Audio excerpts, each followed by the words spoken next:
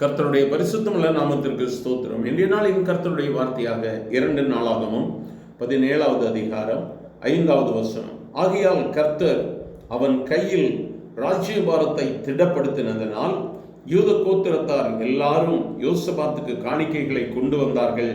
அவனுக்கு ஐஸ்வர்யமும் கனமும் மிகுதியாய் இருந்தது.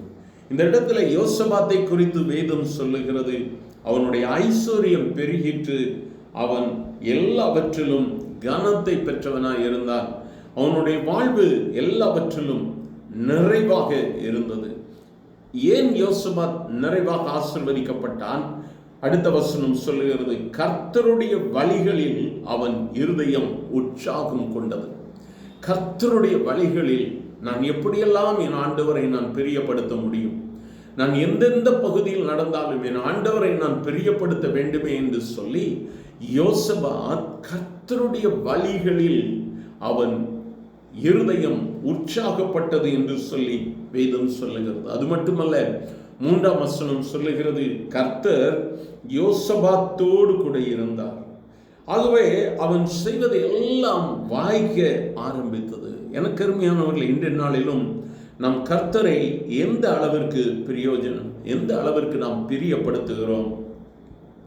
தன்னுடைய வாழ்வில் எல்லா பலனும் இருந்த பொழுதும், ஒரு யுத்தம் வந்த பொழுது யோசபாத் தேவனுடைய சமூகத்தை நாடி செல்லுகிறான், உபவாசிக்கிறான், தன் ஜனங்களை எல்லாரையும் கூட்டு உபவாசிக்க வைக்கிறான், கர்த்தருடைய வார்த்தைக்காக காத்திருக்கிறான். எனக்கு அருமையானவர்களே, இன்று நம்முடைய வாழ்வில் கடினமான சூழல்கள் உருவாகலாம். குடும்பத்தில், பிள்ளைகள் வாழ்வில், பல இடங்களில் கஷ்டமான ஒரு சூழலை உருவாகலாம். நாம் யாரை தேடி செல்லுகிறோம்? மனிதர்களை நாடி செல்லுகிறோமா? தேவ சமூகத்தை நாடி செல்லுகிறோமா? யோசபாத் எல்லா வசதிகளும் இருந்து, ஆனாலும் அவன் தேவ சமூகத்தில் தன்னை தாழ்த்தி ஆண்டவருடைய சமூகத்தில் தன்னை அர்ப்பணித்து உபவாசித்தான் என்று சொல்லி இதே 2 நாளாகமம் 20ஆம் அதிகாரத்தில் நாம் பார்க்க முடியும்.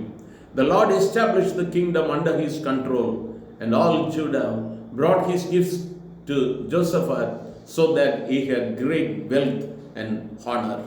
எனக்கு அருமையான தேவ பிள்ளையே, இந்த வார்த்தைகளை கேட்கிற நீயும் முழுமையாக கர்த்தரை சார்ந்திருப்பாயானால் நிச்சயமாக உன் வழிகளை நீ ஆராய்ந்து பார்த்து, என் ஆண்டவருக்கு நான் பிரியமுள்ளவனாக இருக்க வேண்டும் என்று சொல்லி ஒப்பு கொடுப்பாயானால் கர்த்தர் உனக்கும் கனத்தை கொடுப்பார், ஐஸ்வர்யத்தை கொடுப்பார், மேன்மையை கொடுப்பார். உன் வாழ்வில் நீ எதை இழந்து போனேன் என்று சொல்லி இந்த வார்த்தைகளை கேட்டுக்கொண்டிருக்கிறாயோ, இந்த நன்மைகளை கர்த்தர் உனக்கு கொடுப்பார். சரீரத்தில் பலவீனப்பட்டு கண்ணீரோடு கூட இந்த வார்த்தைகளை கேட்டுக்கொண்டிருக்கிறாயோ, இன்று கர்த்தர் உன்னை தொடுவார். ஆண்டவரை நம்பி இருக்கிற ஜனம் ஒரு நாளும் வெட்கப்பட்டு போவதில்லை.